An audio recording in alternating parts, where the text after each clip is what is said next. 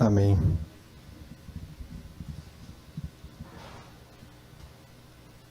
Ao cair da tarde daquele dia, o primeiro da semana, estando os discípulos a portas trancadas, com medo dos judeus, Jesus apareceu no meio deles e disse: paz seja convosco.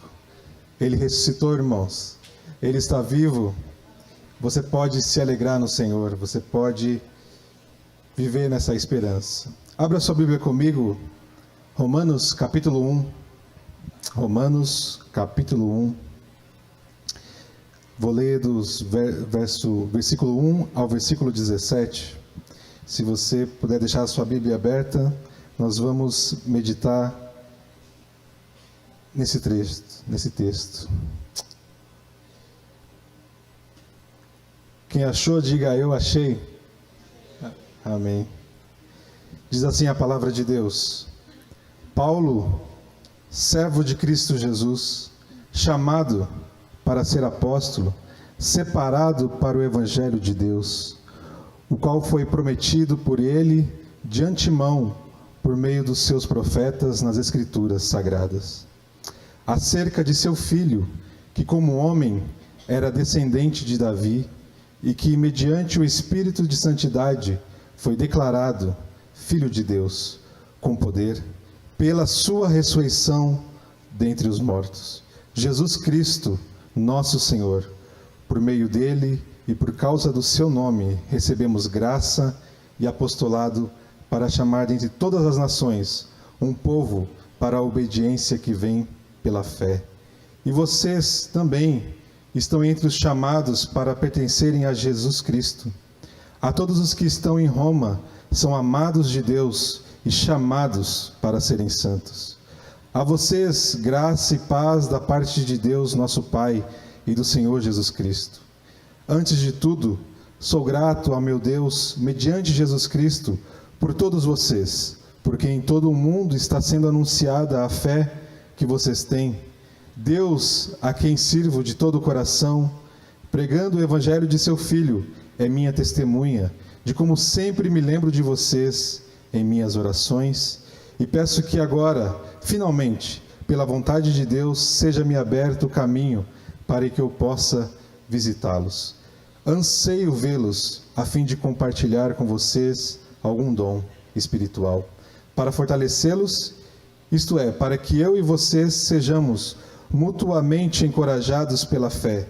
Quero que vocês saibam, irmãos, que muitas vezes planejei visitá-los, mas fui impedido até agora. Meu propósito é colher algum fruto entre vocês, assim como tenho colhido entre os demais gentios.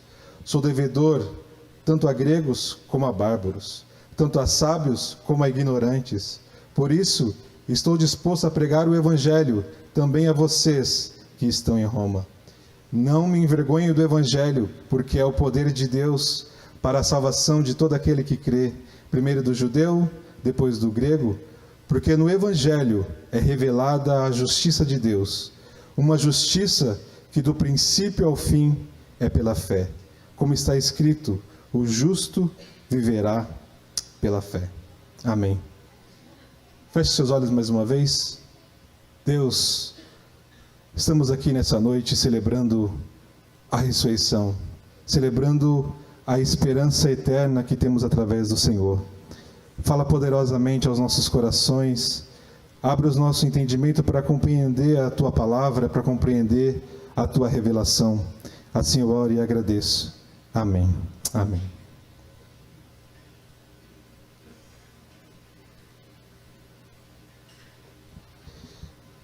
Um certo pastor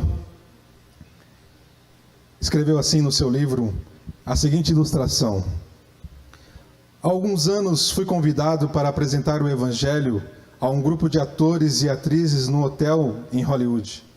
Aquele era um ambiente estranho para mim, mas estava grato pela oportunidade de apresentar Cristo para eles. Falei por mais ou menos 45 minutos e depois desafiei as pessoas a confiarem em Cristo para a salvação. Logo após, um jovem veio a mim e me apertou a mão. Ele era um belo e jovem ator da Índia. que viera a Hollywood em busca do estrelato. Ele me disse: seu discurso foi fascinante e constrangedor. Eu quero Jesus Cristo na minha vida. Fiquei entusiasmado e sugeri que fôssemos a uma sala ao lado, onde teríamos privacidade para conversar e orar.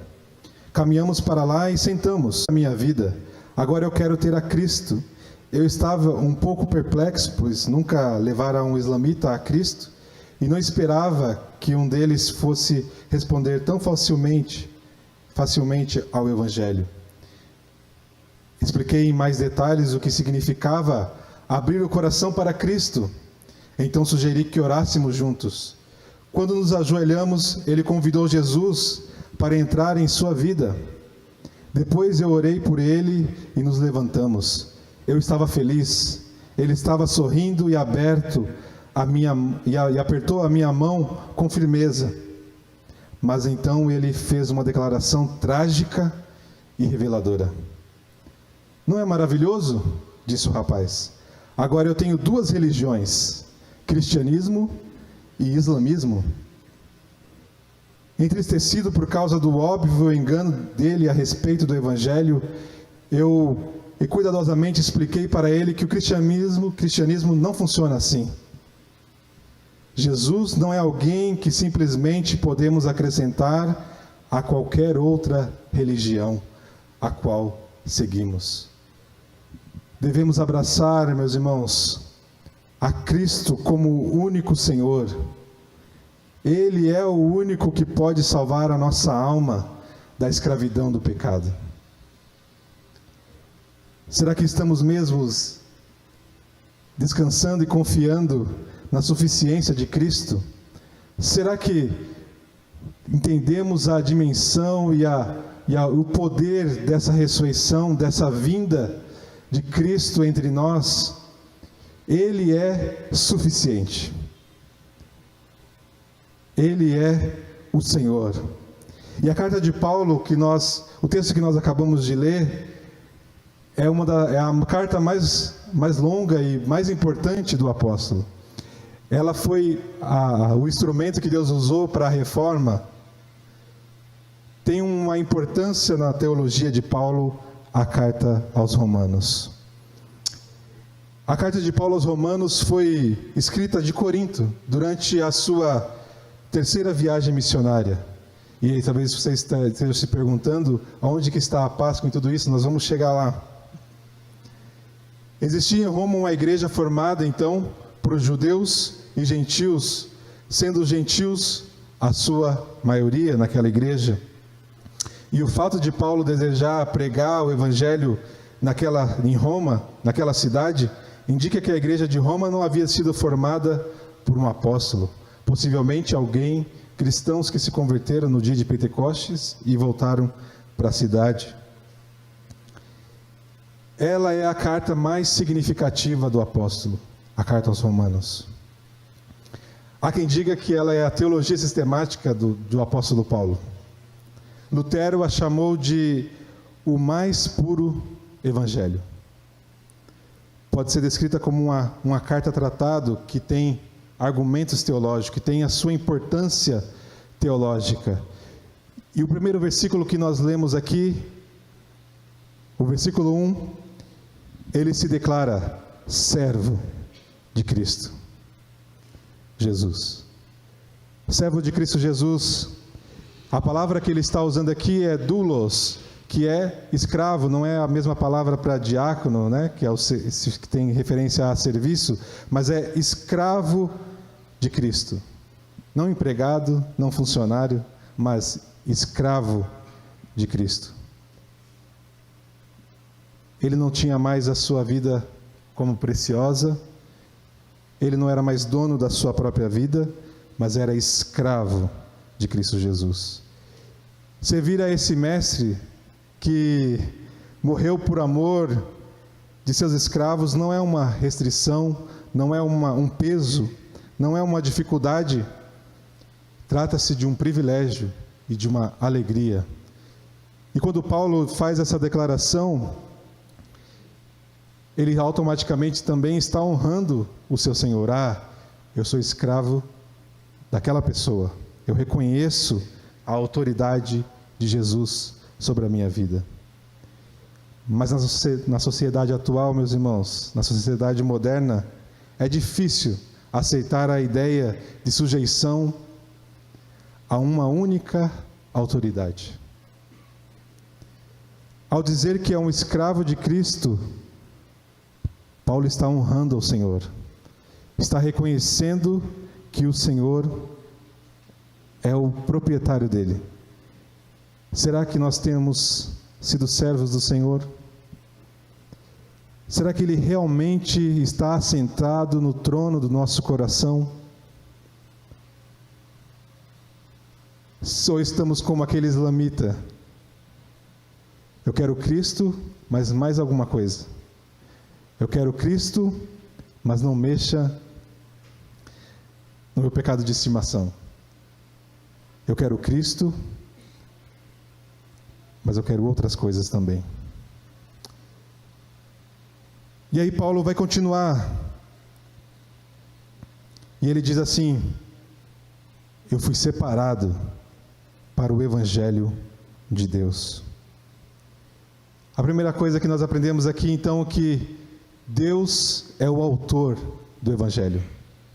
Deus é o autor daquilo que aconteceu na cruz. Deus planejou aquilo que aconteceu na cruz. E nós somos também, nós não temos a mesma posição de autoridade, nós não somos apóstolos no sentido de posição, não é mesmo? Mas somos separados para essa boa notícia. A boa notícia de que Deus está reconciliando o mundo por meio do seu Filho. Nós temos uma boa notícia para o mundo, meus irmãos, de que Cristo é e vive para sempre. De que Cristo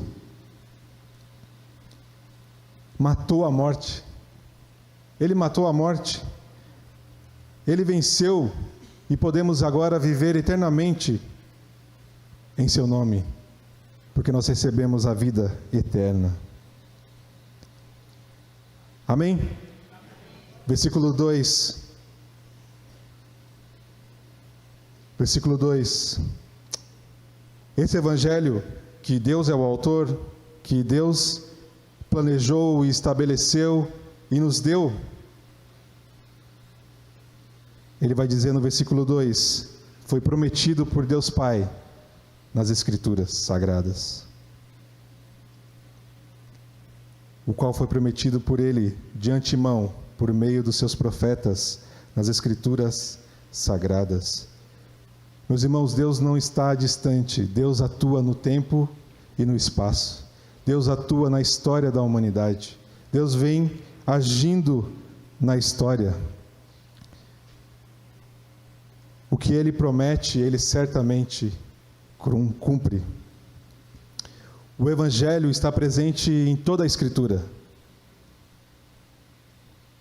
O Evangelho está presente por todas as Sagradas Escrituras. Então, quando você for ler a sua Bíblia, hoje ou amanhã, passe a ler procurando Cristo. Passe a ler procurando o Senhor e você vai encontrá-lo. E você vai perceber que Ele é o Verbo encarnado, que Ele estava com o Pai desde o princípio, e por causa dEle, por meio dEle, tudo que existe, subsiste por causa do Senhor. Esse é o poder do Evangelho. E esse Evangelho prometido, olha o que ele vai dizer, prometido nas Sagradas Escrituras, acerca de quem? Versículo 3, acerca de seu Filho. E aqui Paulo vai combater algumas distorções, algumas heresias que existiam na época, que negavam a matéria, que a matéria não era muito boa assim, e Paulo vai já combatendo aqui no versículo 3, né? Mostrando que Jesus veio como homem, com um corpo humano, e que é descendente de Davi, e que está reinando para todo sempre. Esse evangelho é acerca do Filho. Ele é aquela semente da mulher. Ele é o profeta poderoso que Moisés disse. Ele é o Rei eterno, o sumo sacerdote desta nova aliança, dessa aliança eterna que Ele fez com você, que Ele fez conosco. Ele é o bom pastor, o cordeiro que tira o pecado do mundo. Ele é o descendente do trono de Davi. Esse evangelho não é sobre mim nem sobre você. A mensagem das Escrituras é sobre esse amor manifesto na cruz. A mensagem principal de Deus para a humanidade é: eu fiz isso porque eu quis e porque eu amo vocês. Versículo 4. E aqui eu quero que você preste bastante atenção. Que mediante o Espírito de Santidade foi declarado Filho de Deus com poder pela ressurreição dentre os mortos. Jesus Cristo, nosso Senhor. Meus irmãos, a ressurreição do Senhor, a ressurreição de Cristo, é a doutrina fundamental da fé cristã. É a doutrina fundamental que nós devemos preservar e celebrar e cultivar, a ressurreição do Senhor. De todos os eventos que têm a ver aí com a cristandade, o Natal, a Páscoa, é o evento principal. Porque ela fala da nossa libertação. Ela fala do amor de Deus por cada um de nós.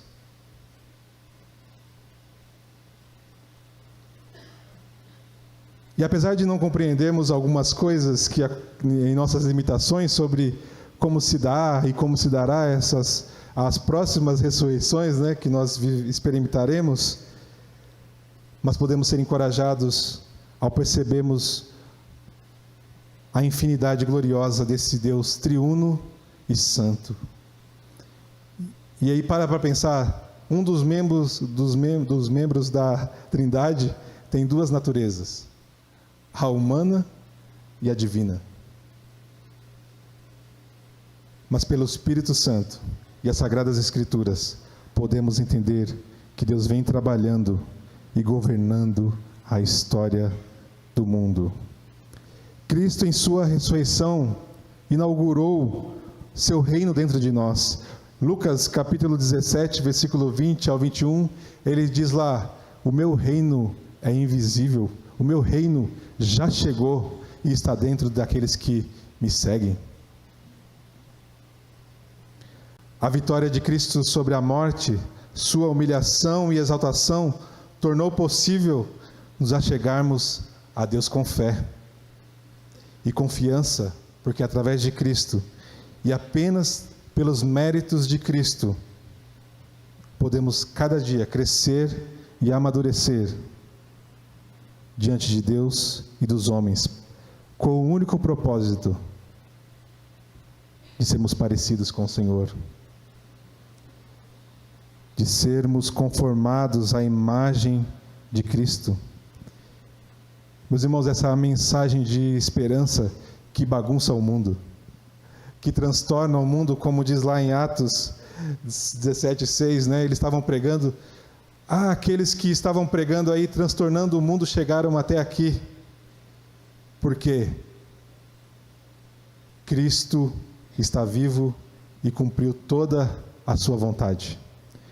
Tudo aquilo que Ele planejou, tudo aquilo que Ele desejou, Ele consumou o seu plano, Ele venceu a morte e reina para sempre.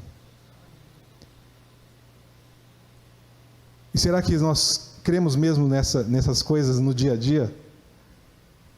Será que no meio da dificuldade, no meio do sofrimento, nós mantemos os olhos fitos em Jesus? E se você começar a cochilar ou pegar no sono aí, você já recebeu aquilo que era de mais importante da mensagem. Se eu perder você por causa do cansaço, fique com essa palavra. Ele nos proporciona, irmãos, uma esperança imperecível, que jamais perde o seu valor. A realidade de que todos iremos ressuscitar, seja para a vida eterna e seja para a morte eterna, como Paulo lá, quando foi diante de Félix, o governador, ele disse: sim, eu creio em todas essas coisas, inclusive na ressurreição dos justos e dos ímpios. Como vai ser esse corpo, eu não sei. Se eu vou voltar com 20 anos, aí Jesus que vai saber. Mas a ressurreição é uma realidade. A vida para sempre é uma realidade de todos os cristãos. Ele nos deixa esse alerta, mas também nos fortalece na caminhada cristã, para olharmos continuamente para o autor e consumador da fé, o pastor e bispo de nossas almas. Versículos 5 e 6 diz assim a palavra de Deus: por meio dele, por causa do seu nome, por meio dele e por causa do seu nome. Versículo 6 diz assim também: vocês também são chamados para pertencerem a Jesus Cristo. Meus irmãos, você não é mais dono da sua própria vontade. Você foi comprado por um preço que nenhum de nós aqui poderíamos pagar. Porque o ofendido foi o próprio Deus. Somente o próprio Deus poderia pagar o preço dos nossos pecados. E Paulo está dizendo: vocês, irmãos de Roma, irmãos da Central de Guarulhos, vocês pertencem a Jesus Cristo. Essa esperança, ela é eterna, ela é viva. E sabe o que acontece com você quando você crê nessas coisas? Tem uma palavrinha que nós usamos na teologia que é a regeneração, e nas Escrituras vai aparecer algumas vezes, Tito 3,5, por exemplo: vocês foram lavados pela regeneração do Espírito Santo. E esse é o evento sobrenatural e poderoso que Deus realiza naqueles que creem no Cordeiro de Deus, no Cordeiro que tira o pecado do mundo. Ela é realizada apenas por Deus e muda o coração do pecador. Porque imagina, Paulo vai dizer que nós estávamos mortos em nossos pecados. Pode um morto voltar a ter vida? Um morto não tem reação. Jamais escolheríamos as coisas de Deus sozinhos. A nossa vontade é contra a vontade de Deus. E a regeneração é a primeira coisa que Ele faz na nossa salvação. É a primeira coisa que Ele realiza quando Ele quer salvar alguém. Ele nos dá vida novamente. Ele nos dá, com isso, a fé para crer em Jesus. João capítulo 6, versículo 37 ao 39, diz assim a palavra de Deus: tudo que o Pai me dá virá a mim, e o que vem a mim, de maneira nenhuma o lançarei fora. Porque eu desci do céu, não para fazer a minha vontade, mas a vontade daquele que me enviou. E a vontade do Pai que me enviou é esta: que nenhum de todos aqueles que me deu se perca, mas que o ressuscite no último dia. Essa é a nossa esperança, irmãos. Nós podemos nascer fisicamente vivos. Eu estou vivo aqui, né? Nós estamos aqui, o coração está batendo, mas espiritualmente estávamos mortos. Não compreendíamos essas coisas, mas por ação do Espírito Santo nós somos regenerados, nós somos vivificados. E aí, o prefixo aqui, né, significa de novo, regenerados, revividos, digamos assim, é o retorno da vida e atividades estabelecidas antes da queda. Por causa de Cristo, agora nós podemos escolher estar ao lado do Senhor. Por causa do sacrifício do Senhor, nós somos e pertencemos a Jesus Cristo. Verso de número 7, Paulo vai dizer: a todos os que estão em Roma, são amados de Deus e chamados para serem santos. O Evangelho é esta história de amor sacrificial. A graça é fazer aquilo que alguém não merecia sem esperar nada em troca. Foi isso que Cristo fez. E é isso que nós podemos fazer uns com os outros. Sentir no coração de te abençoar, mas o que você quer em troca? Nada. Porque Cristo fez isso por mim. Agora eu posso fazer isso por você. E aí Paulo vai dizer que nós somos amados de Deus. Se seu pai te abandonar, se a sua mãe te abandonar, se os seus parentes te abandonar, porque você agora carrega a sua cruz e luta contra o pecado, Deus não te abandona. Você é amado de Deus. Ele ama a sua igreja, que Ele comprou com o seu próprio sangue. Nós não somos salvos porque um sangue foi derramado, mas porque o precioso sangue de Jesus Cristo foi derramado.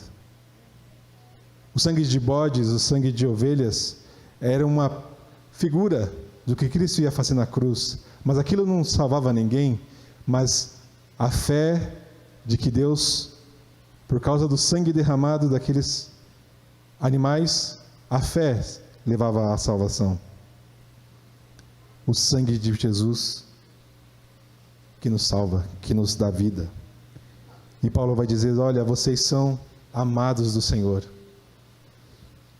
Ele nos ama, meus irmãos. Tenha certeza disso no meio da dificuldade. Tenha certeza disso no meio do dia mau, do dia bom também.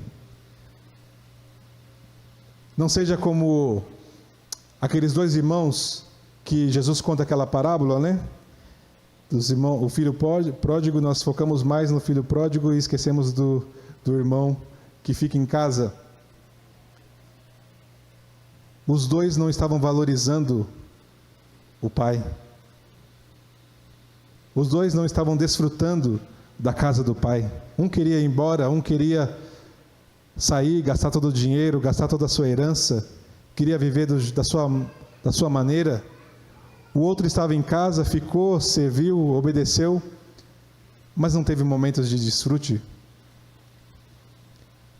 E quando seu filho volta, o pai diz: olha, meu filho voltou, prepara a melhor roupa, pega a minha roupa lá, pega o meu anel, põe na mão dele. O irmão mais velho, o irmão que ficou reclamando: olha, por que o senhor fez isso? Eu estou aqui todo o tempo e o senhor nunca deixou eu pegar um animal aí e desfrutar com meus amigos? E qual é a resposta do pai naquela parábola? Tudo que é meu é teu. Por que você não pediu? O seu irmão voltou. Ele foi resgatado, ele foi recuperado. Vamos nos alegrar. E às vezes nós estamos na presença de Deus e nos esquecemos que pertencemos ao Senhor, que podemos desfrutar da comunhão com o Senhor. Tenha certeza disso. Você é um amado do Senhor. E Paulo vai continuar: mas vocês também são chamados para serem santos.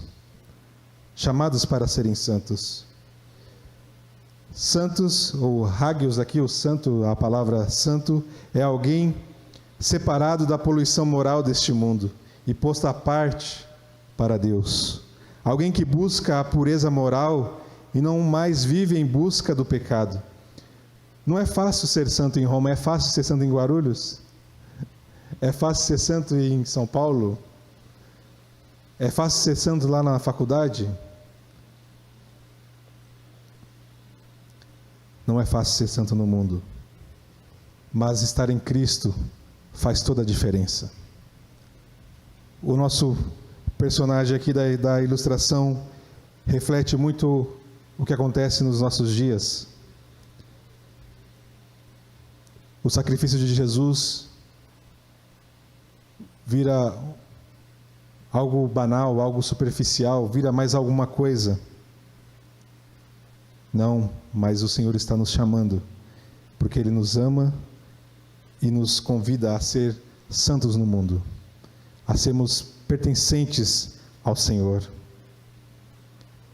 E aí a segunda parte do texto que nós estamos meditando aqui vai dizer que Paulo é grato ao Senhor por causa de Jesus Cristo, mediante Jesus Cristo, por todos eles, sempre se lembrando deles em suas orações. E eu confesso aos irmãos que é muito difícil lembrar de todo mundo em todas as orações.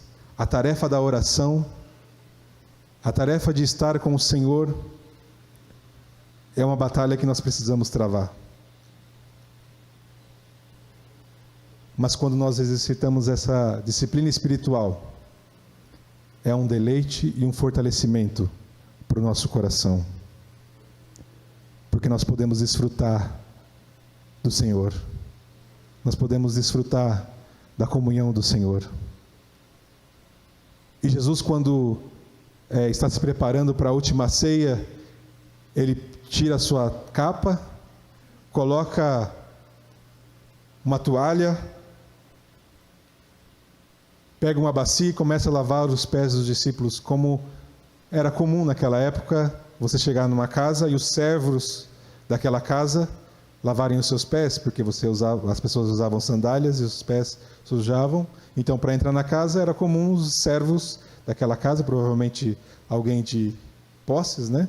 Vinha e lavava os seus pés para que você pudesse entrar na casa. E Jesus pega e faz isso. Aquilo escandalizou alguns. Pedro, por exemplo, falou: não, Senhor, que isso? E aí Jesus disse para ele: olha, se você não deixar, você não tem parte comigo. E às vezes nós queremos Cristo e as outras coisas. Às vezes nós queremos participar de Cristo, mas vivendo de outras maneiras. Cristo nos deu o exemplo, meus irmãos, de como servir. E você pode servir aos seus irmãos orando por eles. Paulo, um dos maiores teólogos que já existiu, ele orava pelos seus irmãos. Ele encorajava os seus irmãos, ele ansiava pela comunhão com os irmãos. Veja, verso 11: anseio vê-los a fim de compartilhar. E aí também ele queria também ser encorajado mutuamente pela fé. Estamos lembrando da Páscoa e esse Deus que veio até nós, que se humilhou e tomou a forma de servo, Ele gostava de estar com as pessoas. E o apóstolo aqui segue o mesmo exemplo. Ele gostava de estar com as pessoas. Ele gostava de servir as pessoas. Ele desejava resgatar e salvar aqueles que estavam perdidos. E eu disse no começo, nós temos a mensagem que o mundo precisa ouvir. Nós temos a mensagem de amor, de esperança para as pessoas. Cristo ressuscitou. Paulo ansiava estar com aqueles irmãos. Paulo ansiava encorajar aqueles irmãos. Por quê? Porque ele entendeu o Evangelho. Ele entendeu que o amor de Deus se manifestou na cruz para que nós pudéssemos ter comunhão, para que nós pudéssemos, em meio às nossas diferenças, revelar a Cristo. Versículo 15.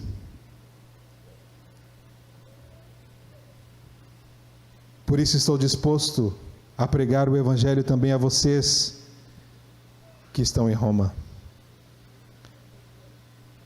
Meu irmão, muitos queriam pregar essa mensagem de que Cristo ressuscitou. Os anjos desejaram pregar essa notícia. É um privilégio e uma responsabilidade de todos nós. Compartilhar essa mensagem poderosa é uma responsabilidade de todos nós. Versículo 16: eu não me envergonho do Evangelho.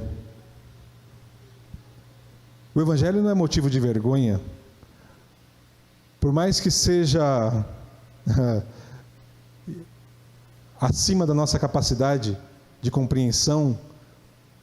Um Deus santo, poderoso, totalmente outro, não limitado ao tempo, não limitado às circunstâncias, que diz haja e as coisas acontecem. Ele decide se humilhar, vir em forma humana, e agora está limitado ao tempo, na sua natureza humana, está comendo com pecadores, está servindo. Não é compreensível para a mente daqueles que estão mortos em seus pecados e ofensas. Já teve até episódios de canais aí de internet zombando, né, dessa história, desse fato que Cristo fez na cruz. E aí Paulo vai dizer: eu não me envergonho do Evangelho, porque o Evangelho é o poder de Deus. O Evangelho, meus irmãos, não é motivo de vergonha, não é loucura para quem nasceu de novo, não é loucura para quem entendeu a mensagem de amor do Senhor, mas é o poder de Deus manifesto na humilhação do Filho para nos libertar da escravidão do pecado e passarmos a confiar na bondade de Deus em meio a tudo que enfrentamos na vida debaixo do sol. Amanhã você vai para o seu trabalho, mas vá na certeza de que o Evangelho é a notícia de que você vive para sempre, porque Cristo ressuscitou, porque Cristo está vivo para todo sempre. No Evangelho, versículo 17: porque no Evangelho é revelado a justiça de Deus, uma justiça que do princípio ao fim é pela fé. Diante dos relatos, presta atenção, e eu estou caminhando para o final. Diante dos relatos de ressurreição ao longo das Escrituras, a ressurreição de Cristo é superior. Lembre-se que Jesus ressuscitou Lázaro, mas depois ele voltou a morrer. Ressuscitou outras pessoas, mas elas voltaram a morrer. Cristo não. Cristo vive para sempre. Ele é o primeiro, como diz 1 Coríntios 15, 20, ele é o primogênito da ressurreição. Ele é o inaugurador desta viva esperança da ressurreição do corpo. Leia lá 1 Coríntios 15, o capítulo todo, você vai ver Paulo explicando em detalhes. Somente o Deus homem poderia voluntariamente realizar o sacrifício necessário para a nossa salvação. A ressurreição nos abre o caminho, meus irmãos, para a verdade da vontade de Deus para a humanidade, colocando Cristo como cabeça da criação. Vamos ler Colossenses capítulo 15, versículo 20, vamos ler? Colossenses, bendito seja o Senhor. Colossenses capítulo 1, melhor dizendo, versículo 15 a 20, diz assim: Ele é a imagem do Deus invisível, o primogênito de toda a criação, pois nele foram criadas todas as coisas, no céu e na terra, as visíveis e as invisíveis, sejam tronos ou soberanias, poderes ou autoridades. Todas as coisas foram criadas por Ele e para Ele. Ele é antes de todas as coisas, e nele tudo subsiste. Ele é a cabeça do corpo, que é a igreja. É o princípio e o primogênito dentre os mortos, para que em tudo tenha a supremacia, pois foi do agrado de Deus que nele habitasse toda a plenitude, e por meio dele reconciliasse consigo todas as coisas, tanto as que estão na terra, quanto as que estão nos céus, estabelecendo a paz pelo seu sangue derramado na cruz. Vivemos a realidade da ressurreição já inaugurada. Cristo inaugurou a maravilhosa ressurreição. Mas aguardamos, meus irmãos, a glorificação de nossos corpos para desfrutarmos da presença de Deus, sem a influência do pecado, sem a influência da morte, de Satanás e seus demônios. Pelos méritos de Cristo, nós podemos e viveremos eternamente. Algumas aplicações para nós.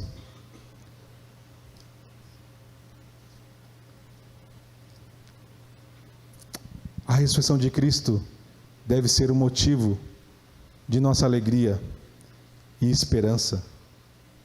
Viva a segunda-feira no poder da ressurreição do Senhor. Viva a sua vida na certeza de que nem a morte, nem a vida, nem a fome, nem a nudez pode te separar do amor de Deus que está revelado, manifestado em Cristo Jesus, que ressuscitou e vive para todo sempre. Ele tem o governo da sua história. Ele tem o governo da sua família, da sua vida. Os homens podem tramar contra o Senhor, diz o salmista, né? Mas a última palavra é do Senhor. Segunda aplicação, o Evangelho de Deus, o Evangelho que Deus projetou, arquitetou na eternidade, é o Evangelho de Deus, é a história do Filho do amor que se entregou em nosso lugar para vivermos e nos movermos neste amor que é exclusivo. É exclusivo. Aquele homem da nossa ilustração, ele não tem entendido que Cristo pede exclusividade nos nossos corações. O Evangelho do Senhor é exclusivo. Ele quer ser o Senhor. Ele quer que nós tenhamos a consciência de que somos agora pertencentes a Cristo Jesus. Esse amor é santo, esse amor é poderoso, e esse amor é totalmente outro, totalmente amoroso. Terceira coisa que eu quero dizer para vocês: Paulo, quando desejou estar com os irmãos ali, olha essa aplicação. Nós não vamos para algo mais profundo do que amarmos uns aos outros, mesmo com nossas diferenças. Você pode orar, você pode buscar experiências espirituais, está tudo certo, mas mais profundo do que amar uns aos outros, não tem. A decisão de amar uns aos outros, a decisão de nos amar, veio do Senhor.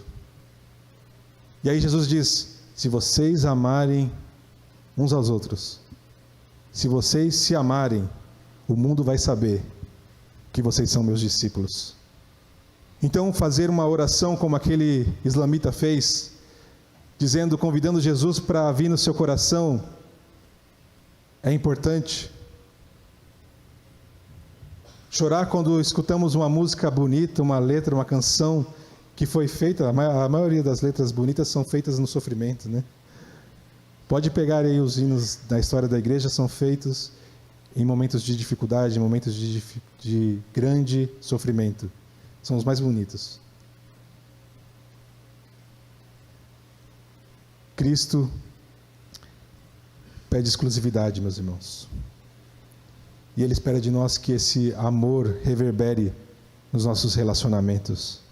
Esse amor que Ele manifesta em nós, Ele espera ver nos nossos relacionamentos. Então, suporte o seu irmão, a sua irmã, porque você vai viver com Ele na eternidade. Cristo tem sido o centro de nossas vidas? Não precisa me responder. Cristo tem sido o centro do nosso coração? Por último, confie na fidelidade e bondade de Deus. Pode passar os séculos, pode passar as gerações, Ele vai voltar, porque Ele está vivo, com o corpo ressurreto, habitando na eternidade, e vem nos buscar. Vamos habitar com Ele eternamente no novo céu e na nova terra. A vitória de Cristo sobre a morte, sua humilhação e exaltação, tornou possível nos achegarmos a Deus com fé e confiança, e através de Cristo, e apenas pelos méritos dele, podemos a cada dia crescer e amadurecer diante de Deus e dos homens, para nos conformarmos à imagem de Cristo. Palavras do Senhor Jesus, diz assim: ninguém tem maior amor do que aquele que dá a própria vida pelos seus amigos. Você é filho de Deus, você é amigo de Deus, você foi comprado pelo precioso sangue de Cristo Jesus. E agora você pode viver na esperança de encontrar com o Senhor. Nunca se envergonhe do Evangelho. Por mais que incompreensível a sua mente seja, Ele está vivo e reina para sempre. Viva no poder da ressurreição. Amém? Querido Deus, Pai, a Tua igreja está reunida, Senhor, para celebrar, porque o Senhor vive para sempre. O Senhor prometeu que iria ressuscitar e ressuscitou. O Senhor prometeu que vai voltar e nós cremos. Nós cremos na Sua promessa e queremos, ó Deus, celebrar todos os dias esse maravilhoso sacrifício. Queremos viver, Senhor, no poder da Tua ressurreição, da esperança de um dia ter os nossos corpos transformados e glorificados e habitar com o Senhor para todo sempre, gozando da Sua presença, gozando daquilo que o Senhor preparou para nós na eternidade.